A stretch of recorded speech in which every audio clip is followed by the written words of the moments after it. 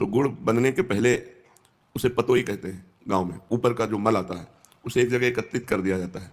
छोटे छोटे गांव के बच्चे उसको खाते हैं तो बहुत मीठा लगता है, क्योंकि गन्ने के रस का होता है। अगर उनको रबड़ी मिले तो भला वो चाटेंगे?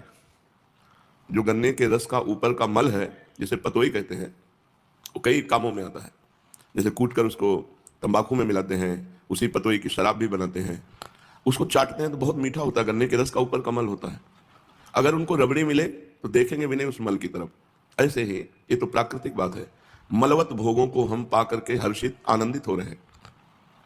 यदि सच्चिदानंद भगवान के नाम रूप लीला रस का हमको थोड़ा भी स्वाद मिले तो फिर हमारे कोई संसार के भोग आकर्षित नहीं कर सकते।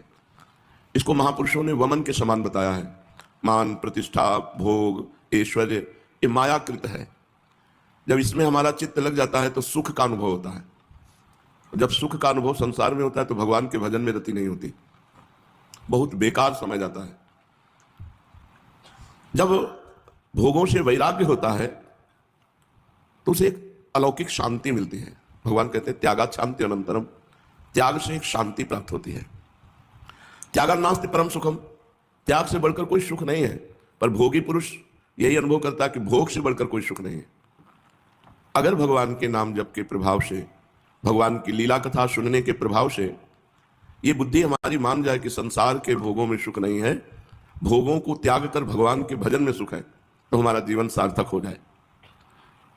पर ये बिना भजन और सत्संग के नहीं हो सकता। साधन को हरिभजन है, कै सत्संग सहाय। यदि सत्संग की सहायता मिल जाए और भगवान का भजन होने लगे तो संसार हमें फीका नजर आवे। नहीं तो छोटी छोटी बातों में हम फंसे हुए हैं, छोटे छोटे व्यसनों में हम फंसे हुए हैं, न जाने कितनी गांठें लगी हुई है माया की। इसीलिए सत्संग की बड़ी महिमा है।